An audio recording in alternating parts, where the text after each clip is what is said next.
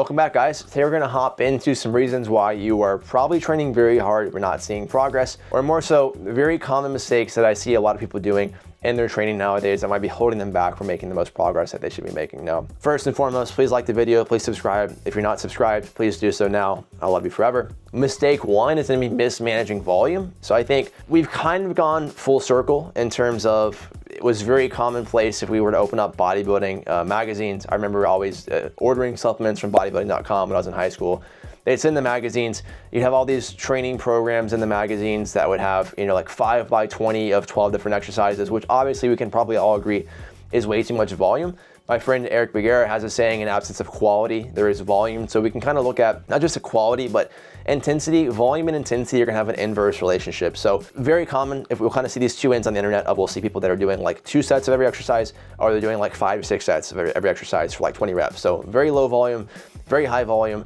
Both can theoretically get results, but if we're trying to maximize a person's results, the real answer is probably somewhere in the middle for most people. If we're looking at very low volume, the intensity and the execution needs to be very high to make sure we're getting the most out of that. So if we do have pro bodybuilders, pro athletes, people that have been training for a long time that are very good at what they're doing, that probably actually is a pretty good approach. Now, if we have clients who have no idea what they're doing at all, or trainees that have no idea what they're doing at all, probably over here is not the worst thing in the world. We don't want to be giving ourselves rhabdo, but if I'm doing 4 sets instead of 2 sets, that may actually be my best benefit because I'm going to be getting more volume to make up for my lack of quality or my lack of intensity. So just to preface with that, generally we're looking at aesthetics, hypertrophy here, the average person training for longevity. What should we be doing? So I think too much volume, probably don't want to be doing 5, 6 sets, probably don't want to be doing 10 exercises. Generally speaking, most of my clients are going to be doing 3 to 4 sets of 5 to 6 exercises in a given day. Depending on what we're doing, full body, upper, lower, push, pull legs, for example, probably be doing more or less volume per a specific muscle group. But if I were to kind of put a general look on this or rule on this, at what point do we start to lose quality of work because we're doing too much volume? So that could be volume within a set, within an exercise itself. So within sets, that could be volume within a number of exercises targeting a certain muscle group. So generally speaking, when do I lose quality? When does performance go to shit? That's probably my cap for volume. Easier said than done in terms of finding that, but kind of follow that guideline. So for example, if I'm doing 5 sets of pec, let's say I do a dumbbell press, I do a machine press, and I do a pec fly. At what point within those sets, so let's say after set 3, I have to drastically either drop the weight or drop the volume of the number of reps I'm doing on the set? Probably too much. Let's say if I'm doing that across several exercises, so by the time I get to set 3 of my machine press, I'm absolutely cooked. My last 2 sets suck, my pec deck sucks, I'm so cooked. I'm probably doing too much as well in terms of exercise selection with that volume. So it could just be reducing the volume across all 3 of those exercises, or it could be taking one of those out. Probably not doing 5 sets across all 3, generally speaking, but things to look at.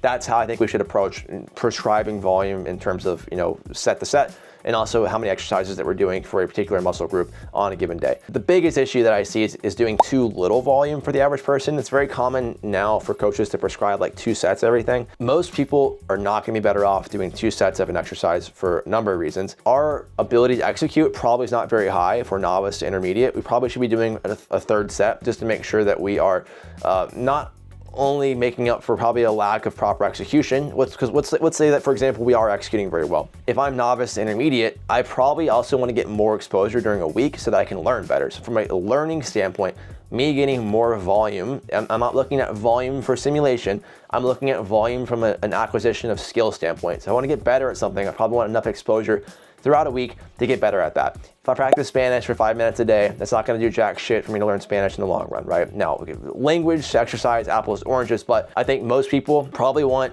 especially if our goal is to learn how to move better, exercise is a skill, probably gonna get exposed to an exercise or a movement quality, so let's say hinge, let's say horizontal press, vertical pull, whatever it is, create some sort of category. Probably wanna get exposed to that twice a week.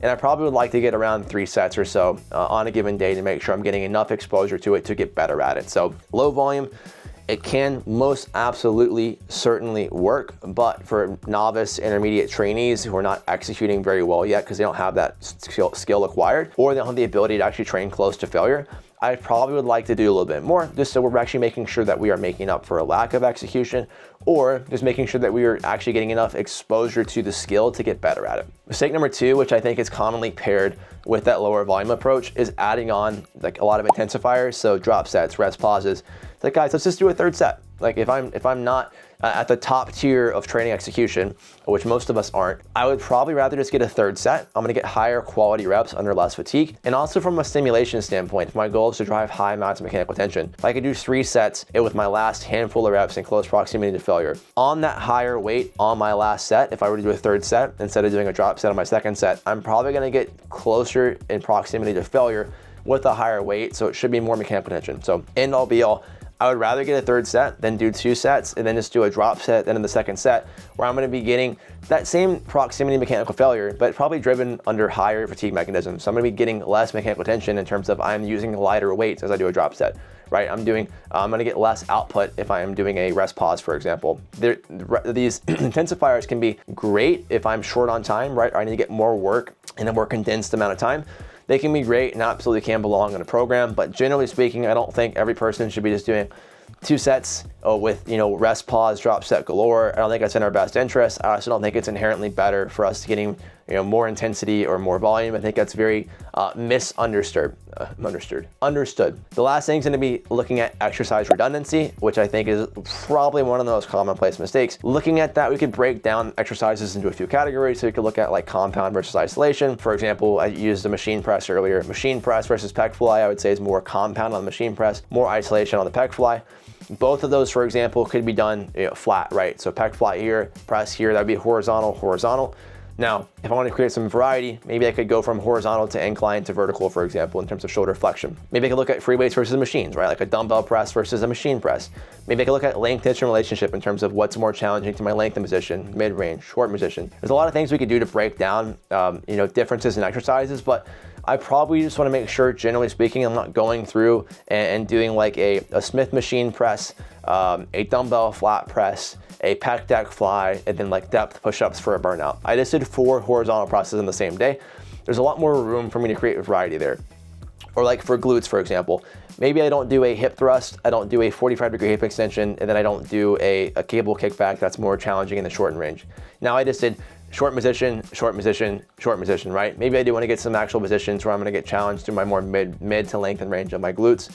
What we're looking for is not variety for the sake of variety, but it's making sure we're not checking the same box in the same way several times during a day, because are we actually going to be getting the most benefit out of our time if we're doing a lot of redundant exercises? Probably not. So generally, these are the things I want to start looking at in terms of mistakes that we can clean up in our training. So mismanaging volume, not doing German volume training, not doing 2 sets of everything for most people, not misusing intensifiers. So do we really need to use drop sets? Do we really need to use rest pauses? I'm not saying they're useless again.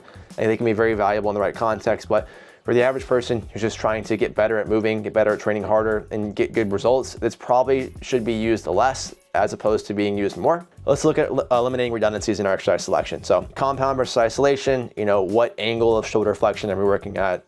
Length tension relationship. Again, don't do 15 different hip thrusts on the same day. There's things we can do to make sure that we are getting more variety in an effective way in our training. If I miss something that you think is a common mistake, or if you want me to elaborate on any of these ideas, please comment below. Again, I appreciate you guys watching. Please like, please subscribe, and I'll see you guys again soon.